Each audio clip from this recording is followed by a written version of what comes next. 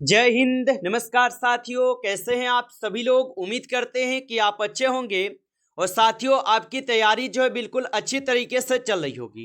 तो साथियों आज की इस क्लास में हम सभी लोग जो है झारखंड जेपीएससी प्रीलिम्स एग्जाम 2026 के लिए साथियों ऐसे टॉप इंपोर्टेड और चुनिंदे क्वेश्चन को देखने वाले हैं जो कि साथियों आपके 19 अप्रैल के एग्जाम के लिए जो है काफ़ी ही इंपॉर्टेंट है। तो साथियों आप इस क्लास को बिल्कुल अच्छी तरीके से लास्ट तक देखिएगा और इस क्लास में दिए जाने वाले इन सभी क्वेश्चनों को आप अच्छे से जरूर याद कर लीजिएगा, जिससे कि आप जो है अपने एग्जाम में सभी क्वेश्चन को आसानी तरीके से बना पाएंगे। तो चलिए क्लास को स्टार्ट करते हैं। उनसे पहले यदि आप इस चैनल पे पहली बार जुड़े हैं तो आप जो है इस चैनल को सब्सक्राइब कर लीजिए और सब्सक्राइब करके ऑल नोटिफिकेशन को ऑल पे दबा के जुड़ जाइए, जिससे कि जब भी कोई नई क्लास हो सबसे पहले क्लास का नोटिफिकेशन जो है आपके पास पहुंच सके। तो आप इस चैनल को सब्सक्राइब कर लीजिए, साथ ही साथ आप जो है इस क्लास को भी लाइक जरूर कर लीजिएगा। तो चलिए क्लास को स्टार्ट करते हैं और देखिएगा क्वेश्चन क्या पूछा गया है। क्वेश्चन पूछा गया है कि मुंडा शासन व्यवस्था में ग्राम प्रमुखों को क्या कहा जाता है। चलिए बताएंगे आप। ये सभी क्वेश्चन हम काफी इंपोर्टेंट और चुनिंदे क्वेश्चन को लिए हैं जो आपके एग्जाम में जो है 100% ये सभी क्वेश्चन पूछे जाएंगे। और बताइए कि मुंडा शासन व्यवस्था में ग्राम प्रमुख को क्या कहा जाता है। तो याद रखेंगे इन्हें यहाँ पे कहे जाते हैं मुंडा। ऑप्शन यहाँ पे सी सही जवाब है, मुंडा कहे जाते हैं, याद रखिएगा।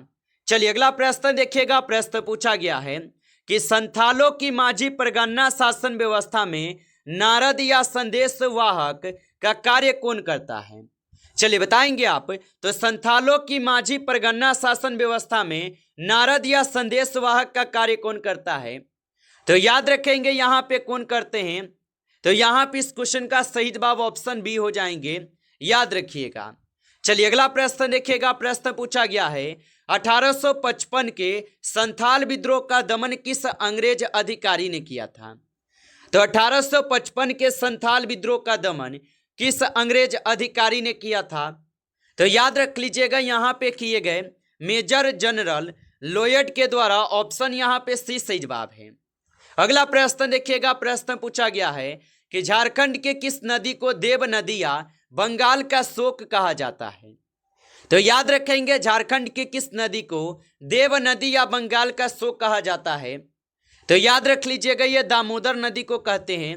ऑप्शन यहाँ पे 20 सही जवाब है, दामोदर नदी को। चलिए अगला प्रश्न देखेंगे कि झारखंड का सबसे ऊंचा जलप्रपात जो है कौन सा है। चलिए बताएंगे आप। तो झारखंड का सबसे ऊंचा जलप्रपात कौन सा है। तो याद रख लीजिएगा यहाँ पे लोध जलप्रपात जो है ये झारखंड का सबसे ऊंचा जलप्रपात है। ऑप्शन सी सही जवाब है। अगला प्रश्न देखिएगा। प्रश्न पूछा है कि दलमा वन्यजीव अभयारण्य किस पशु के संरक्षण के लिए प्रसिद्ध है। तो दलमा वन्यजीव अभयारण्य किस पशु के संरक्षण के लिए प्रसिद्ध होगा। तो ये प्रसिद्ध हो जाएंगे आपके हाथी के लिए। ऑप्शन यहाँ पे 20 सही जवाब है, हाथी के लिए होगा। आगे देखिए अगला यहाँ पे प्रश्न है कि छोटा नागपुर काश्तकारी अधिनियम 1908 की किस धारा के तहत आदिवासी भूमि के हस्तांतरण पर रोक लगाई गई है। तो छोटा नागपुर काश्तकारी अधिनियम 1908 की किस धारा के तहत आदिवासी भूमि के हस्तांतरण पर रोक लगाई गई है। तो याद रख लीजिएगा यहाँ पे इस क्वेश्चन का सही जवाब ऑप्शन ए है, धारा 46 पे होगा। ऑप्शन ए को सही जवाब करेंगे। चलिए अगला प्रश्न देखिएगा। प्रश्न पूछा है झारखंड की नई औद्योगिक एवं निवेश प्रोत्साहन नीति किस वर्ष लागू की गई। तो झारखंड की नई औद्योगिक एवं निवेश प्रोत्साहन समिति जो है यह किस वर्ष लागू की गई। तो ये लागू किए गए 2021 में। ऑप्शन यहाँ पे सी सही जवाब है। अगला प्रश्न देखेंगे। प्रश्न है कि 73वें संविधान संशोधन अधिनियम द्वारा भारतीय संविधान में कौन सी अनुसूची जोड़ी गई। तो याद रखेंगे 73वें संविधान संशोधन अधिनियम द्वारा भारतीय संविधान में कौन सी अनुसूची जोड़ी गई। तो इनमें जोड़ी गई 11वीं अनुसूची। ऑप्शन यहाँ पे सी सही जवाब है, याद रखेंगे। अगला प्रश्न देखेंगे। प्रश्न क्या है कि भारत में जीएसटी किस समिति की सिफारिश पर जो है लागू किया गया था। चलिए बताएंगे आप। तो भारत में जीएसटी किस समिति की सिफारिश पर लागू किया गया। तो याद रख लेंगे ये लागू किए गए थे आपके किसके समिति पे। तो यहाँ पे इस क्वेश्चन का सही जवाब हो जाएंगे विजय केलकर समिति होगा। ऑप्शन ए यहाँ पे सही जवाब होगा। चलिए अगला प्रश्न देखिएगा। प्रश्न दिया गया है और प्रश्न क्या है कि झारखंड के किस शहर को भारत का पिट्सबर्ग जो है यहाँ पे कहा जाता है। चलिए बताएंगे। तो झारखंड के किस शहर को भारत का पिट्सबर्ग कहा जाता है। तो याद रखिएगा यहाँ पे इस क्वेश्चन का सही जवाब ऑप्शन यहाँ पे सी है, जमशेदपुर होगा, याद रखेंगे।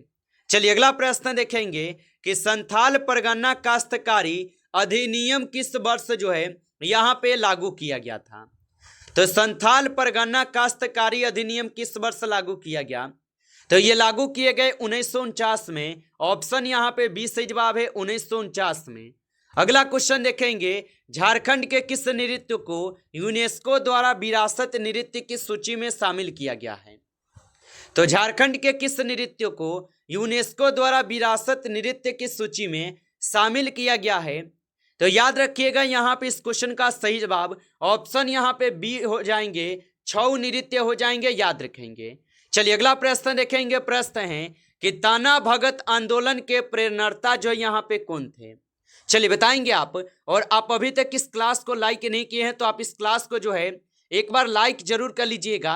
नए जुड़े हैं आप इस चैनल पे तो चैनल को आप सब्सक्राइब करके ऑल नोटिफिकेशन को भी ऑल पे दबा के जुड़ जाइए, जिससे कि जब भी कोई नई क्लास हो सबसे पहले क्लास का नोटिफिकेशन जो है आपके पास पहुंच सके। तो आप इस चैनल को सब्सक्राइब जरूर कर लीजिएगा और बताइएगा कि ताना भगत आंदोलन के प्रेरणा यहाँ पे कौन थे। तो याद रखेंगे यहाँ पे इस क्वेश्चन का सही जवाब जो है ऑप्शन यहाँ पे क्या हो जाएंगे। तो यहाँ पे ऑप्शन ए हो जाएंगे, जंतरा उराव होगा, ऑप्शन ए सही जवाब है। अगला प्रश्न देखिएगा। प्रश्न है झारखंड की कौन सी नदी दक्षिणवर्ती दिशा में बहती है। तो झारखंड की कौन सी नदी दक्षिणवर्ती दिशा में बहती है। तो याद रखेंगे दक्षिणी कोयल होगा, ऑप्शन यहाँ पे डी सही जवाब है, दक्षिणी कोयल होगा। अगला प्रश्न देखेंगे दिल्ली सल्तनत के किस सुल्तान ने लौह और रक्त की नीति अपनाई थी। चलिए बताएंगे आप। तो दिल्ली सल्तनत के किस सुल्तान ने लौह और रक्त की नीति अपनाई थी। तो लौह और रक्त की नीति अपनाए थे बलवन, ऑप्शन यहाँ पे 20 सही जवाब है, बलवन अपनाए हुए थे, याद रखेंगे। चलिए अगला प्रश्न देखिएगा। प्रश्न है कि भारत में साइलेंट वैली नेशनल पार्क किस राज्य में स्थित है। तो भारत में साइलेंट वैली नेशनल पार्क जो है किस राज्य में स्थित है।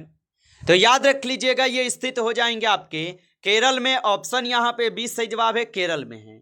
चलिए अगला प्रश्न देखिएगा। प्रश्न दिया गया है कि भारतीय संविधान के किस भाग में मौलिक अधिकारों का वर्णन है। चलिए बताएंगे आप। तो भारतीय संविधान के किस भाग में मौलिक अधिकारों का वर्णन है। तो ये हो जाएंगे भाग 3 में, ऑप्शन यहाँ पे 20 सही जवाब है, भाग 3 में होगा। चलिए अगला प्रश्न देखिएगा। प्रश्न है कि प्रसिद्ध गांधी इरविन समझौता किस वर्ष जो है हुआ था। तो प्रसिद्ध गांधी इरविन समझौता किस वर्ष हुआ था। तो याद रखेंगे ये 1931 में हुए थे, ऑप्शन यहाँ पे 20 सही जवाब है, 1931 में हुए थे। चलिए अगला प्रश्न देखेंगे और प्रश्न क्या है आपका कि सौर मंडल का सबसे बड़ा ग्रह कौन सा है। चलिए बताएंगे आप। तो सौर मंडल का सबसे बड़ा ग्रह कौन सा है। तो याद रखिएगा यहाँ पे इस क्वेश्चन का सही जवाब जो है ऑप्शन यहाँ पे सी हो जाएंगे, बृहस्पति, ऑप्शन सी को आप सही जवाब कीजिएगा। चलिए अगला प्रश्न देखेंगे। प्रश्न दिया गया है कि इंसुलिन का उत्पादन शरीर के किस अंग द्वारा जो है यहाँ पे किया जाता है। चलिए बताएंगे आप। तो इंसुलिन का उद्घाटन शरीर के किस अंग द्वारा किया जाता है। तो याद रखेंगे ये किए जाते हैं अग्नाशय द्वारा, ऑप्शन यहाँ पे 20 सही जवाब है, अग्नाशय द्वारा होगा। चलिए अगला प्रश्न देखेंगे। प्रश्न दिया गया है नीति आयोग का अध्यक्ष कौन होता है। चलिए बताएंगे आप। तो नीति आयोग के अध्यक्ष कौन होता है। तो याद रखेंगे नीति आयोग के अध्यक्ष प्रधानमंत्री होते हैं, ऑप्शन यहाँ पे सी सही जवाब है, प्रधानमंत्री होते हैं। अगला प्रश्न देखिएगा। प्रश्न है कि पीलिया रोग से शरीर का कौन सा अंग प्रभावित होता है। चलिए बताएंगे आप। तो पीलिया रोग से शरीर का कौन सा यहाँ पे अंग प्रभावित होता है। तो याद रख लीजिएगा यकृत होते हैं, ऑप्शन यहाँ पे 20 सही जवाब है, यकृत हो जाएगा। चलिए अगला प्रश्न देखिएगा। प्रश्न पूछा है कि विश्व बैंक का मुख्यालय जो है कहाँ स्थित है।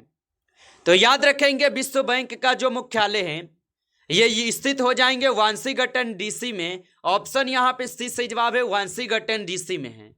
आगे देखिए अगला यहाँ पे क्वेश्चन है कि रक्त का थक्का जमने में कौन सा विटामिन सहायक होता है। चलिए बताएंगे आप। तो रक्त का थक्का जमने में कौन सा विटामिन सहायक होता है। तो विटामिन के जो है यहाँ पे रक्त के थक्का जमने में सहायक होते हैं। ऑप्शन डी सही जवाब है, विटामिन के हो जाएंगे। चलिए अगला प्रश्न देखिएगा। प्रश्न पूछा है झारखंड के किस प्रसिद्ध त्योहार को फूलों का त्योहार कहा जाता है। तो झारखंड के किस प्रसिद्ध त्योहार को फूलों का त्योहार कहा जाता है। तो ये सरहुल को कहते हैं। ऑप्शन सी सही जवाब है, सरहुल को कहते हैं। अगला प्रश्न देखेंगे। प्रश्न पूछा है कि अल्बर्ट एक्का जिन्हें मरणोपरांत परमवीर चक्र से सम्मानित किया गया था, ये किस युद्ध में शहीद हुए थे। तो अल्बर्ट एक्का जिन्हें मरणोपरांत परमवीर चक्र से सम्मानित किया गया था, किस युद्ध में शहीद हुए थे। तो याद रखेंगे ये शहीद हुए थे आपके 1971 के भारत और पाकिस्तान युद्ध के समय। ऑप्शन यहाँ पे सी सही जवाब है। अगला प्रश्न देखेंगे कि झारखंड की किस जनजाति को शिल्पी जनजाति माना जाता है, जो मुख्य रूप से बांस का काम करती है। तो झारखंड के किस जनजाति को शिल्पी जनजाति कहा जाता है, जो मुख्य रूप से बांस का काम करता है। तो यहाँ पे हो जाएंगे आप सभी लोग का महली। ऑप्शन ए सही जवाब है, महली होगा। चलिए अगला प्रश्न देखिएगा। प्रश्न है कि डोकलो सोहोर शासन व्यवस्था किस जनजाति से संबंधित है। तो डोकलो सोनोर शासन व्यवस्था किस जनजाति से संबंधित है। तो ये संबंधित है खरिया से। ऑप्शन यहाँ पे बी सही जवाब है, खरिया से होगा। आगे देखिए अगला यहाँ पे क्वेश्चन है कि प्रसिद्ध लोक नृत्य पाइका में नर्तक किसका यहाँ पे वेश धारण करते हैं।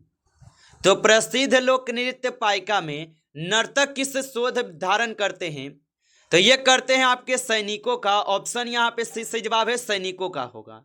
चलिए अगला प्रश्न देखेंगे कि झारखंड का एकमात्र जिला कौन सा है जिससे होकर गंगा नदी बहती है।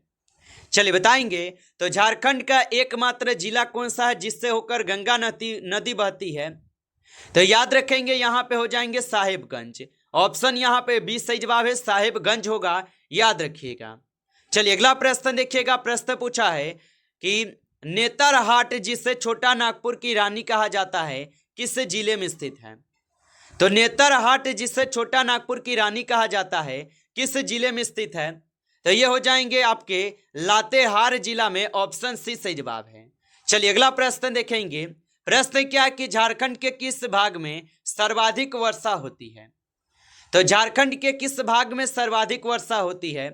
तो ये हो जाएंगे नेतरहाट का पठार में। ऑप्शन यहाँ पे सी सही जवाब है। अगला प्रश्न देखेंगे कि भारतीय संविधान के किस अनुच्छेद के तहत वित्त आयोग का गठन किया गया है। चलिए बताएंगे आप। तो भारतीय संविधान के किस अनुच्छेद के तहत वित्त आयोग का गठन किया जाता है। तो याद रखेंगे अनुच्छेद 280 के तहत होगा। ऑप्शन बी सही जवाब है। अगला प्रश्न देखेंगे कि विश्व की सबसे बड़ी ताजे पानी की झील जो यहाँ पे कौन सी है। तो विश्व की सबसे बड़ी ताजे पानी की झील कौन सी है।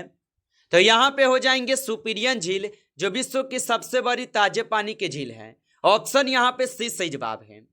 नमस्कार साथियों, इस क्लास में टॉप 35 क्वेश्चन थे जो काफी इंपॉर्टेंट और चुनिंदे क्वेश्चन थे। ये सभी क्वेश्चन साथियों, यदि आपको क्लास अच्छा लगा हो तो आप इस क्लास को लाइक कर लीजिए।